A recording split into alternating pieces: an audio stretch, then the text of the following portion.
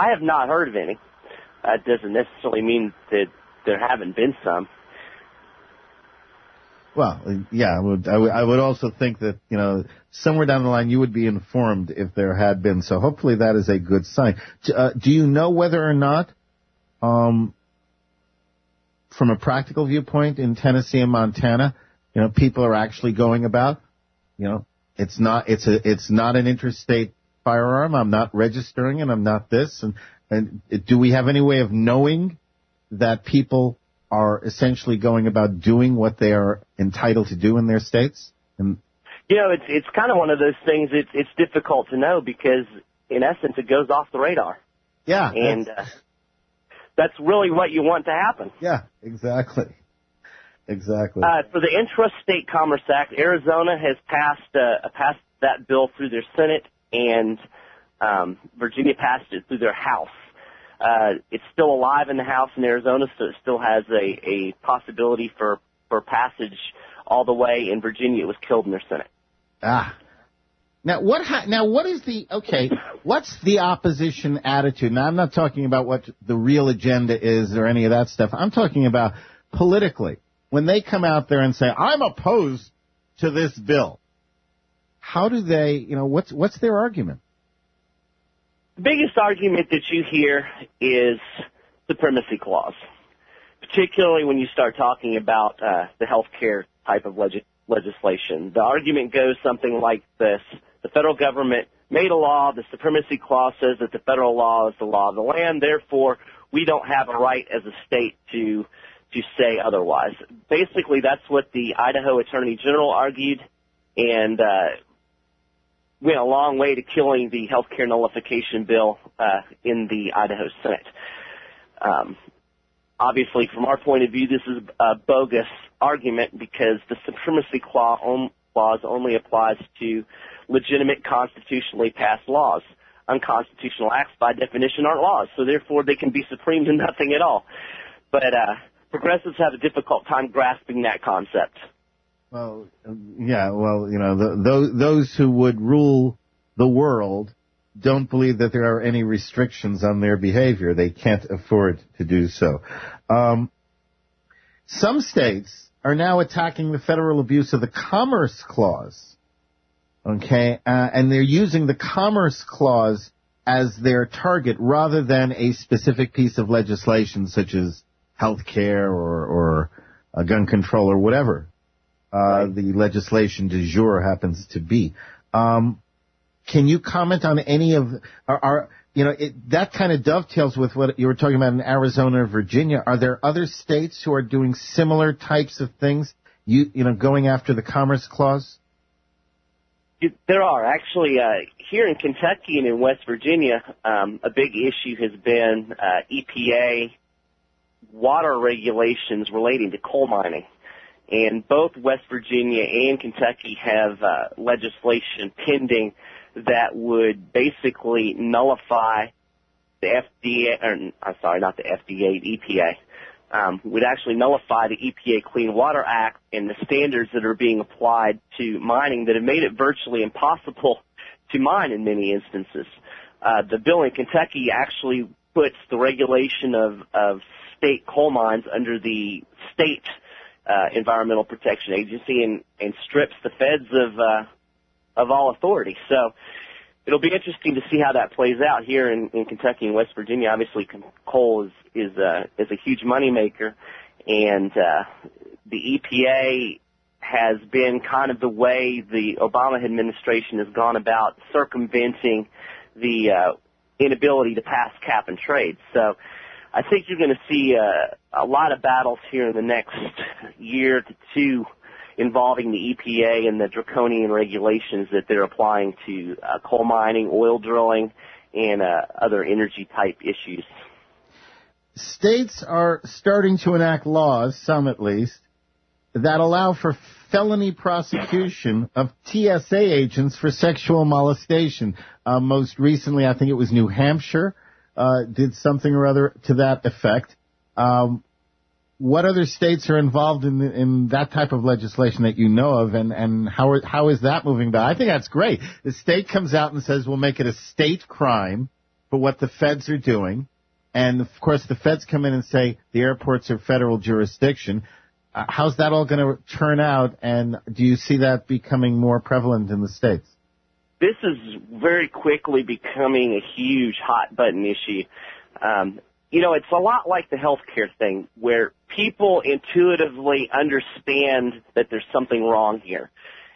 When you have to go through the airport and get groped to get on an airplane, whether you're a Democrat, a Republican, a liberal, a conservative, whatever you are, something in your mind says this isn't right. And I really think that this is something that the public is going to get behind. New Hampshire is one state that has proposed legislation, and it, exactly like you said, it basically bans these scanners and makes the touching a sexual crime. New Jersey, I believe, implemented or submitted certain legislation of that nature either today or yesterday. Texas also has legislation pending, and I believe Hawaii. So you've got 4 states, and this has happened pretty quickly, really within the last couple of weeks. You've seen these TSA bills start turning up in these legislatures. Now, and this will be interesting to see because you're right, the feds, they claim that the airports are the federal authority, and I read through the Texas legislation, and it flat out says airports are run by local and state governments, therefore it's local and state jurisdiction. Yeah, and, even if the airport is federal authority, how are they going to get home? That's a good question. So, all right, we'll wait until you come off the federal authority. We'll have refugee camps for TSA agents. I can see it now. Is it your experience that when, say, 4 states, such as the ones you mentioned, start something like this, that other state legislatures know what's going on and say, hey, that's an idea, and that in some way it garners support in some additional states just because it's happening in others? That definitely happens. Really in January, you really only had 2 or 3 states that were talking about healthcare nullification. And then all of a sudden there were 11. I think you'll see a bunch of states jump on board with this PSA legislation here in the next few months. Oh, I hope so. That'll be a pleasure.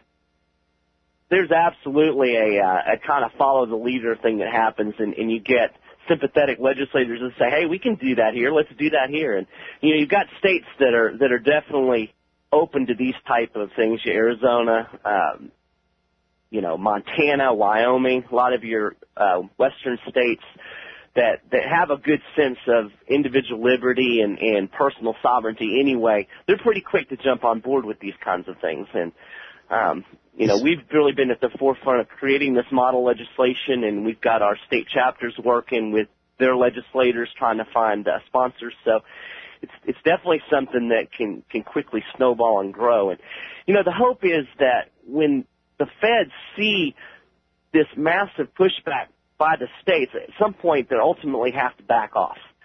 And, that's kind of the way Madison envisioned it. He wrote about it in the Federalist Papers. And when enough states say no, ultimately the feds have to either back off or, I guess, arm up and invade the states.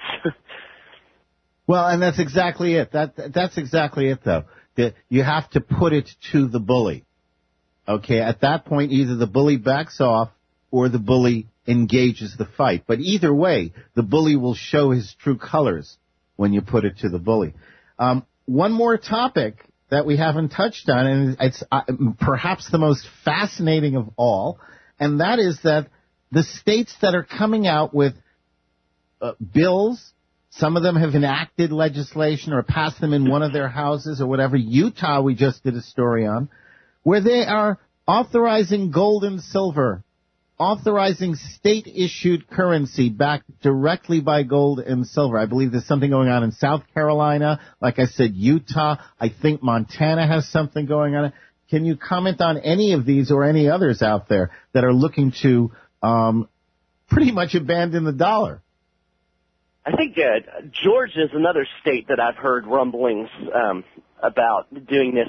There was an article that came out on Fox News the other day that listed a whole bunch of states, and we were having trouble running down the actual bill. So I don't know how much of this is talk.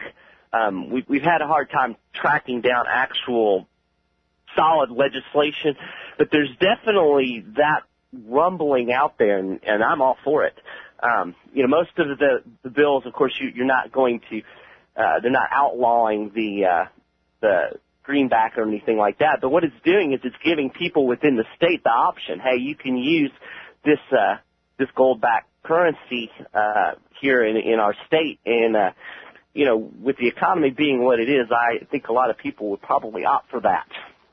Yeah, I'm real excited about that. And yes, that's exactly it. They can't invalidate the Federal Reserve note, but they don't have to. They're giving alternatives, and that's what people want. What are some? I was just going to say, it's certainly within the state powers to do that. Yeah, no question. What are some ways people can become more involved with states' rights and with the 10th Amendment Center? Well, we're always looking for people to get involved, particularly at our state chapter level. We've got chapters in more than half of the states in this country. We've got a few states that don't have leadership yet.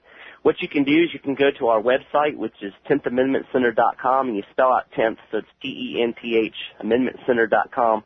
And there's actually a place that you can click to volunteer, and it'll give you a pull-down menu, and you can pick up your state, and there's a questionnaire there that gives you some options of things you can do to get involved. It can be as simple as writing a blog post here and there, or lobbying your representatives at the state level, all the way to actually taking on the task of founding a state chapter in your state, or joining the state leadership team in a state that already has a chapter. So we're definitely looking for people. It's a very time-intensive and work-intensive thing we've got going on here. We're all putting in a lot of hours, just trying to keep up with all of the legislation and write blog posts and answer emails, and there's a lot of work to do. So we definitely have plenty of opportunities for people to get involved.